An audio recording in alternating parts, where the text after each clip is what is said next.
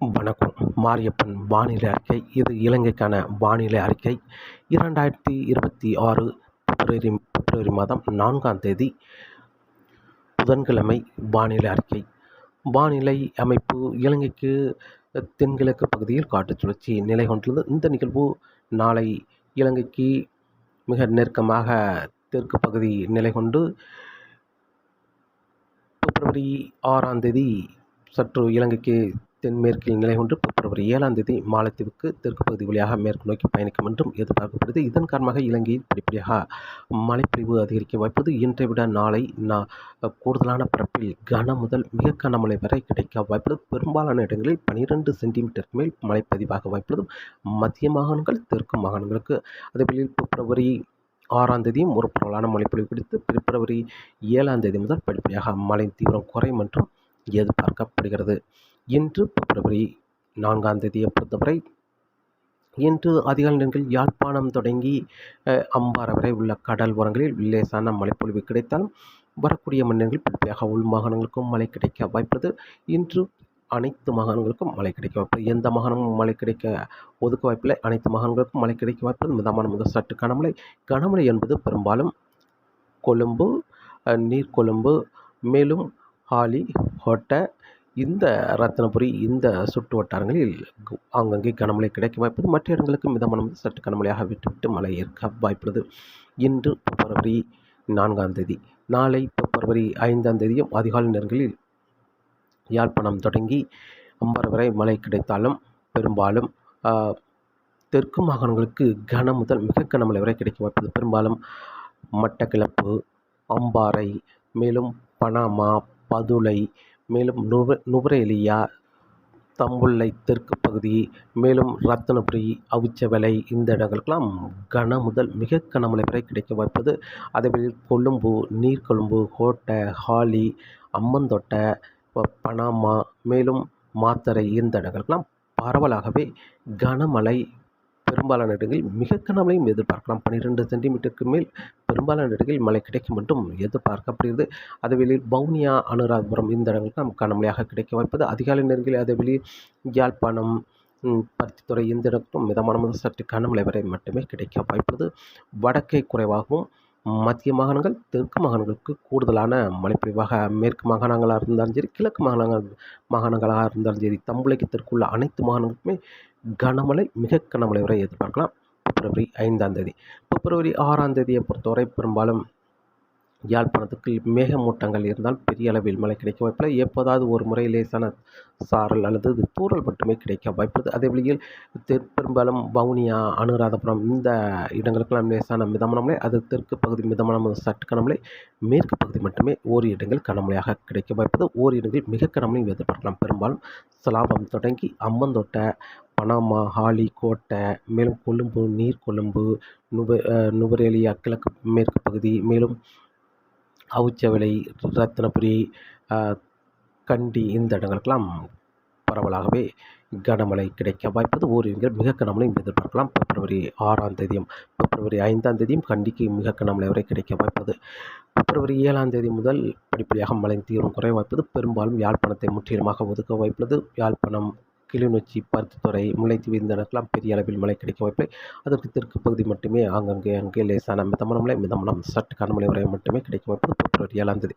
பிப்ரவரி 8, 9, 10 தேதியில் பெரும்பாலும் தென்மேற்கு உள்ள மாகாணங்களுக்கு மட்டுமே ஓரிரு இடங்களில் லேசான மிதமான மழை கிடைக்க வாய்ப்பது. பெரும்பாலும் ஹாலி, கோட்டை, மாத்தறை, அம்மந்தோட்டை, இந்த பகுதியில் மட்டுமே அங்கே லேசான மிதமான மழை கிடைக்க வாய்ப்புள்ளது. பிப்ரவரி 8ஆம் தேதி முதல் வட மாகாணங்களுக்கு இரவு நேரங்களில் படிப்படியாக குளிர் அதிகரிக்கும். பிப்ரவரி 7ஆம் தேதி யாழ்ப்பாணம், பருத்தித்துறை, கிளிநொச்சி, முல்லைத்தீவு, திருகோணமலை, தம்புள்ளை, இந்த இடங்கள்லாம் இரவு நேரங்களில் குளிர் இருக்க வாய்ப்பது. பிப்ரவரி 8ஆம் தேதி மேலும் உள் மாகாணங்கள் வரை குளிர் சென்றுவிடும். பிப்ரவரி 9, 10 தேதிகளில் அனைத்து மாகாணங்களுக்கும் குளிர் இருக்கும் என்றும் எதிர்பார்க்கப்படுகிறது. மேலும் ஒரு நிகழ்வு பிப்ரவரி 12, 13, 14 தேதிகளில் இலங்கை தெற்கு பகுதி வழியாக மேற்கு நோக்கி பயணிக்கும். இதன் காரணமாக பிப்ரவரி 12ஆம் தேதி கிழக்கு கடற்கரையோரங்களில் மழை கிடைக்கும். வெயில் வந்த பிறகு உள் மாகாணங்களுக்கும் மழை கிடைக்கும். பிப்ரவரி 12ஆம் தேதி குறைவான பரப்பிலே மழை கிடைக்கும். பெரும்பாலும் திருகோணமலைக்கு தெற்குள்ள கடற்கரையோர மாகாணங்கள், அதனை ஒட்டியுள்ள உள் மாகாணங்களுக்கு மட்டுமே மழை கிடைக்கும். பிப்ரவரி 12ஆம் தேதி. பிப்ரவரி 13ஆம் தேதி இலங்கையில் அனைத்து மாகாணங்களுக்கும் மழை கிடைக்க வாய்ப்பது. அங்கங்கே கனமழையும் கிடைக்கும் என்றும் எதிர்பார்க்கப்படுகிறது. பெரும்பாலும் மத்திய மாகாணங்கள், தெற்கு மாகாணங்களுக்குமே கனமழை கிடைக்க வாய்ப்பது. வட மாகாணங்களுக்கு லேசான மிதமான மழையாக கிடைக்க வாய்ப்பது. பிப்ரவரி 13. பிப்ரவரி 14, 15 தேதிகளில் மத்திய மாகாணங்கள், தெற்கு மாகாணங்களுக்கு ஒரு நல்ல மழைப்பொழிவாக அமையும். வட மாகாணங்களை பெரும்பாலும் ஒதுக்கும் என்றும் எதிர்பார்க்கப்படுது. ஆனால் தெற்கு மாகாணங்களுக்கு கனமழை, ஓரிரு இடங்களில் மிக கனமழையும் எதிர்பார்க்கலாம். பிப்ரவரி 14, 15 தேதிகள். பிப்ரவரி 16ஆம் தேதி சற்று மழையின் தீவிரம் குறைந்திருந்தாலும் மேலும் ஒரு நிகழ்வு வர இருக்கிறது. இரு நிகழ்வுகளும் ஒன்றிணைந்து மேற்கு நோக்கி பயணிக்கும் என்பதால் பெரிய இடைவெளி இலங்கைக்கு கிடைக்க வாய்ப்பில்லை. பிப்ரவரி 16ஆம் தேதி மழையின் தீவிரம் குறைந்திருந்தால் பிப்ரவரி 17ஆம் தேதி மீண்டும் மழை அதிகரிக்கும். பிப்ரவரி 17, 18, 19 என்று அடுத்தடுத்த நாட்கள் தொடர்ந்து மழைப்பொழிவு நீடிக்கும் என்றும் எதிர்பார்க்கப்படுகிறது. இலங்கையை பொறுத்தவரை பெரிய இடைவெளி கிடைக்க வாய்ப்பில்லை. அடுத்தடுத்த நாட்கள் தொடர்ந்து மழைப்பொழிவு இருக்கும். ஆனால் இப்போதைக்கு பிப்ரவரி 8ஆம் தேதி முதல் பிப்ரவரி 12ஆம் தேதி வரை சிறு இடைவெளி கிடைக்கும் என்றும் எதிர்பார்க்கப்படுது. பெரும்பாலான நாட்களில் மழையாகவே கிடைக்க வாய்ப்பது இலங்கையை பொறுத்தவரை.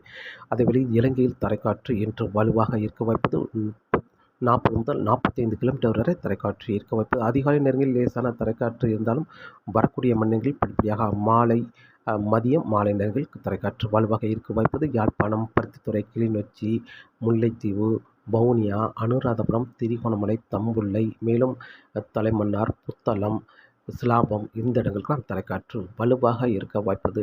40 முதல் 45 கிலோமீட்டர் வரை தரைக்காற்று இருக்க வாய்ப்பது. அதேவேளை தெற்கு பகுதியை பொறுத்தவரை அம்பாறை, பனாமா, அம்மந்தோட்டை இந்த இடங்களில் தரைக்காற்று வலுவாக இருக்க வாய்ப்பது.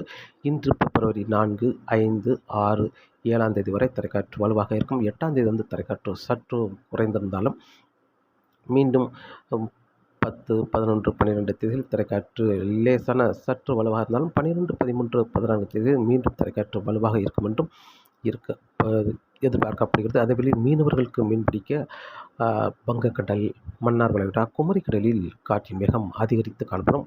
வங்கக்கடலை பொறுத்தவரை இன்று பிப்ரவரி 4, 5, 6, 7ஆம் தேதி வரை காற்றின் வேகம் சற்று அதிகரித்து காணப்படும். அதிகபட்சம் 30 முதல் 40 கிலோமீட்டராகவும் இடையே 50 கிலோமீட்டர் வரை காற்றின் வேகம் இருக்க வாய்ப்புள்ளது. ஆனால் மன்னார் வளைகுடாவை பொறுத்தவரை 40 முதல் 50 கிலோமீட்டராகவும் இடையிடையே 55 கிலோமீட்டர் வரை காற்றின் வேகம் இருக்க வாய்ப்புள்ளது. ஆனால் குமரிக்கடலை பொறுத்தவரை 45 முதல் 55 கிலோமீட்டராகவும் இடையிடையே 60 கிலோமீட்டர் வரை காற்றின் வேகம் இருக்க வாய்ப்புள்ளது. ஆனால் வரும் நாட்கள் பிப்ரவரி 8ஆம் தேதிக்கு பிறகு காற்றின் வேகம் குறைந்திருந்தால் மீண்டும் பிப்ரவரி 10ஆம் தேதிக்கு பிறகு படிப்படியாக காற்றின் வேகம் அதிகரிக்கும். நிகழ்வு நெருங்கி வரும் பொழுதெல்லாம் வங்கக்கடலில் காற்றின் வேகம் சற்று அதிகரிக்கும். நிகழ்வு கடந்த பிறகு வங்கக்கடலில் காற்றின் வேகம் குறைந்து காணப்படும். ஆனால் மன்னார் வளைகுடா, குமரிக்கடலில் தொடர்ந்து காற்றின் வேகம் இருந்து கொண்டே இருக்க வைப்பது. நிகழ்வு நெருங்கி வரும்பொழுது காற்றின் வேகம் சற்று அதிகரித்து காணப்படும். ஆனால் நிகழ்வு கடந்த பிறகும் காற்றின் வேகம் சற்று குறைந்திருந்தாலும் அதிகபட்சம் 35 முதல் 45 கிலோமீட்டர் வரை தொடர்ந்து காற்றின் வேகம் மன்னார் வளைகுடா, குமரிக்கடலில் இருந்து கொண்டே இருக்கும் என்றும் எதிர்பார்க்கப்படுகிறது. மீனவர்களுக்கு மீன்பிடிக்க வரும் நாட்கள் சற்று அச்சுறுத்தும் வகையில் காற்றின் வேகம் இருக்க வாய்ப்புள்ளது. தொடர்ந்து வானிலை அறிக்கையை கேட்டு பயன்படுங்கள். மீண்டும் சந்திப்போம். நன்றி, வணக்கம்.